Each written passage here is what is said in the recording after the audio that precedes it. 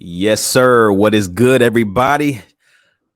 Chop it up Friday, man. Your boy Ruck in the building. Look, today, man, it's not going to be a super long show. However, we do have some things to talk about. We got to talk about the Tennessee basketballs. What do we think about Olivier Nkamhoua hitting the portal? Very confused by that decision. Anyways, we're going to dive into that. Pro Day was yesterday on Rocky Top. Jalen Hyatt, Hendon Hooker, Jerome Carvin, Latrell Bumpus, just to name a few of the guys that were on display at Pro Day. Also, a lot of great media appearances over the last week. I mean, goodness, we got the opportunity to finally hear from Keenan Pili, all of the linebackers, Coach BJ. A lot of good news on the way, baby. It's straight up Tennessee, and it's Chop It Up Friday. Let's get it done today, baby. Y'all know wherever you tuning in from, just let us know right now where you tuning in from and what you want to see on Straight Up Tennessee. It's Chop It Up Friday, baby. Let's go.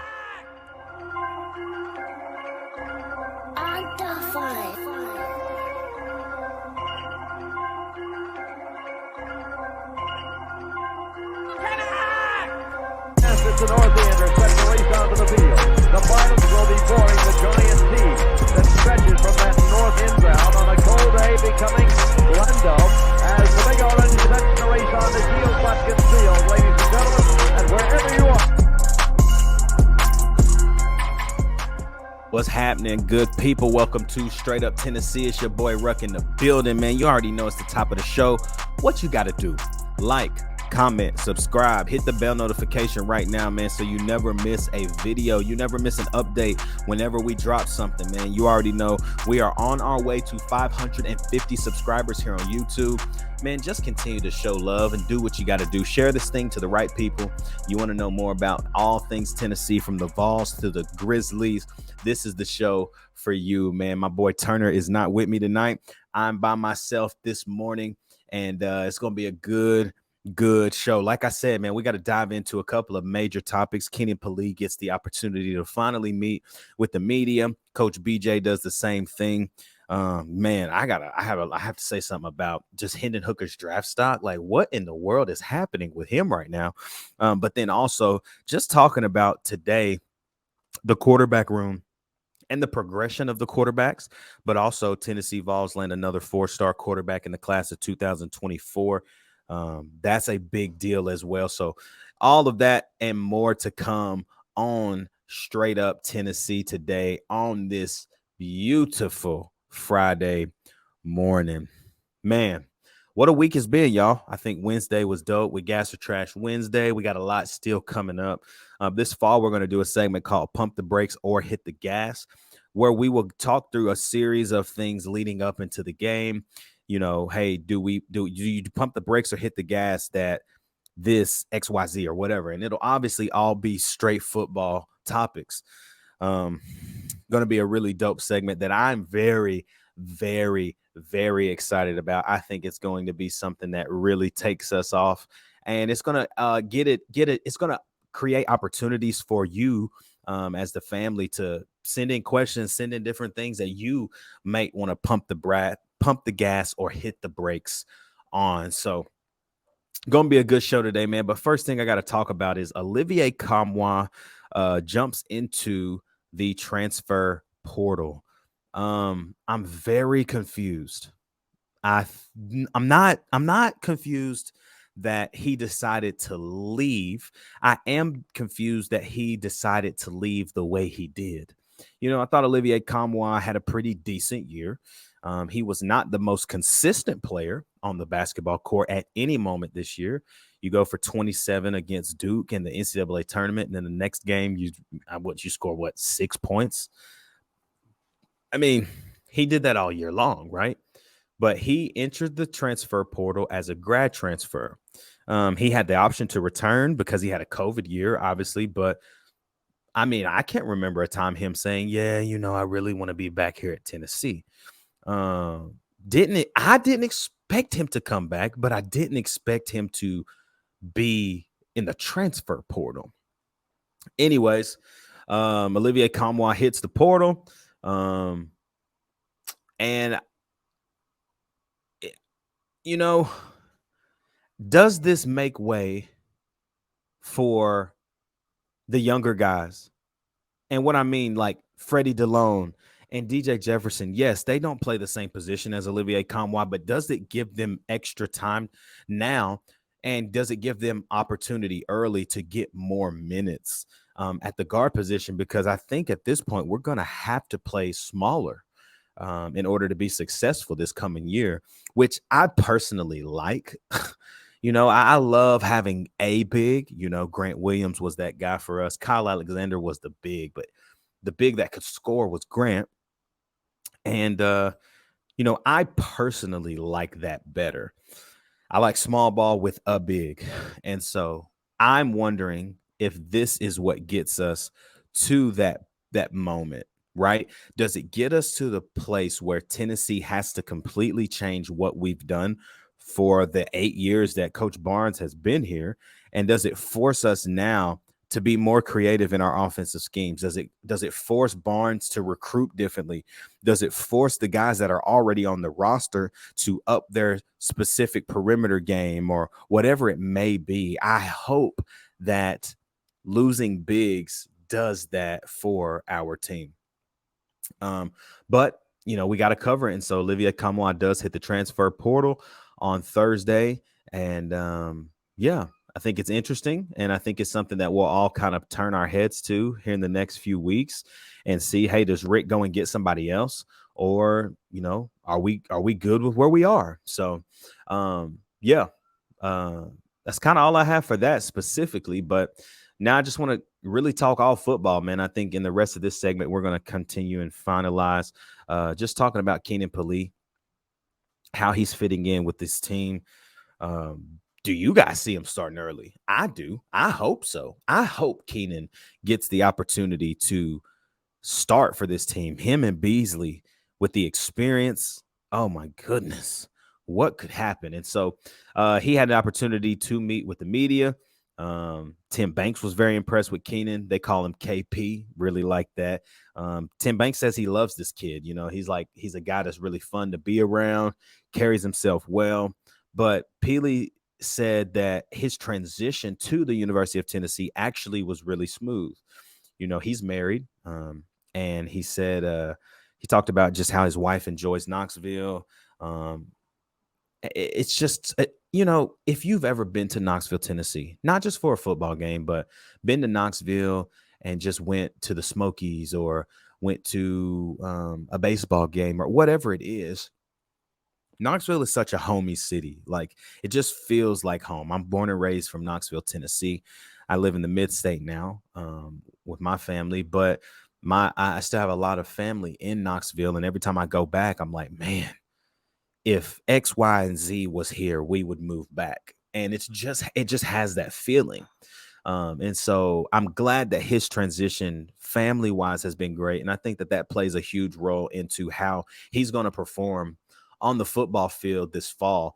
But said he loves that there's a fishing scene. He's a big fisher. He talked about all these things on the Vol Club Confidential podcast last week with Gabe Judy Lally, who is another guy who I think is going to play early because he has to, and we're going to need him to. And, he said one thing that I really enjoyed that Keenan said was, and I think this might have actually been on the Vol Club Confidential podcast that he said what I'm about to say, but he was talking about the transition to the SEC and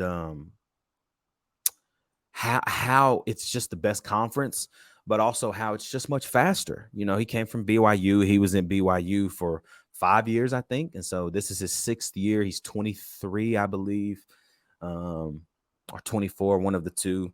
And he wanted to come, to Knoxville, Tennessee and finish this thing out. And, I think it's massive because of what we get to do in the SEC. You're playing against the best competition, the biggest, the fastest, the strongest. I'm sorry, Big 10, Big 12. It's just a fact. SEC football is different. You guys in those conferences, you come on to the SEC and see how well you did and how well you fared in a 12-game season. But Coach BJ also says that he loves the competition that Keenan has brought into this room. Obviously, he's got Aaron Beasley, he's got Keenan Pali, he's got Arion Carter as a freshman.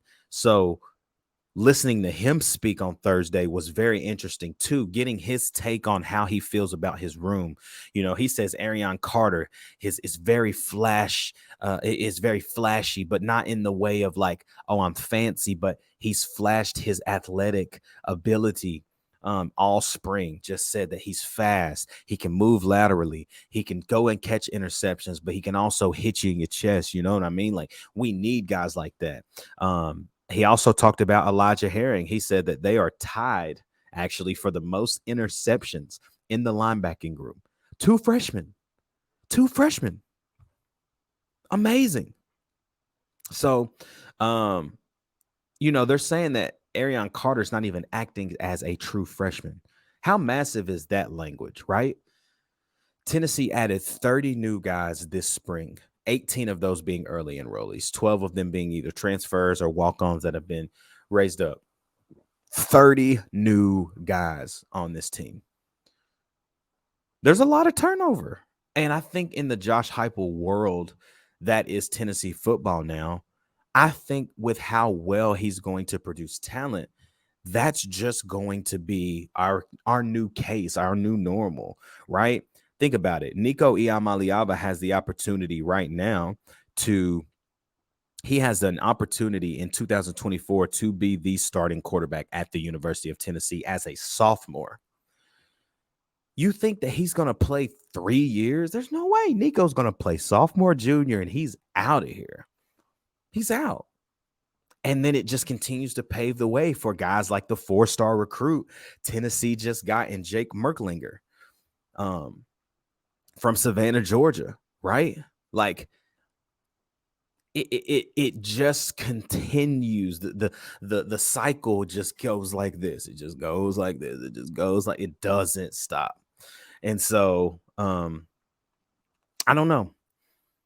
I get excited talking about football, man, because I'm just a football head. I love the game. I love talking defense. I love talking offense. I love talking ball, period. And so hearing the coaches be excited about the young freshmen, but also the addition of Keenan and then Aaron Beasley, the defense from the front seven side of things should be much deeper and much more efficient this year, I feel. I don't feel as if they will be lacking.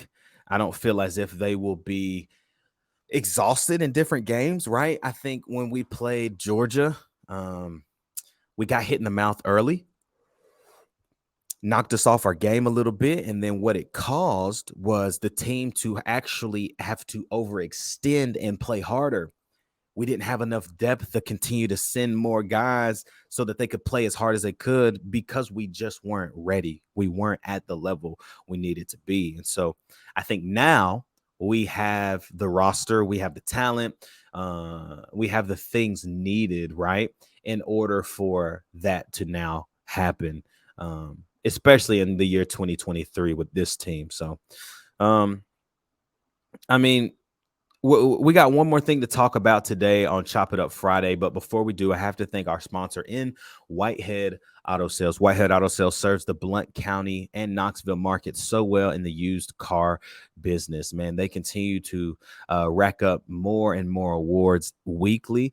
They are moving cars in and out and off of their lot quickly, and they do it with such a high level of customer service. Just the way they love on their clients and their partners and people of that, man. I've got multiple vehicles from them.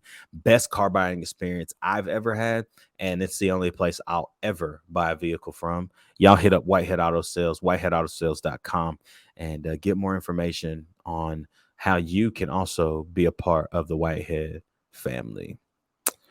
Man, turning the corner, man, on this Chop It Up Friday today.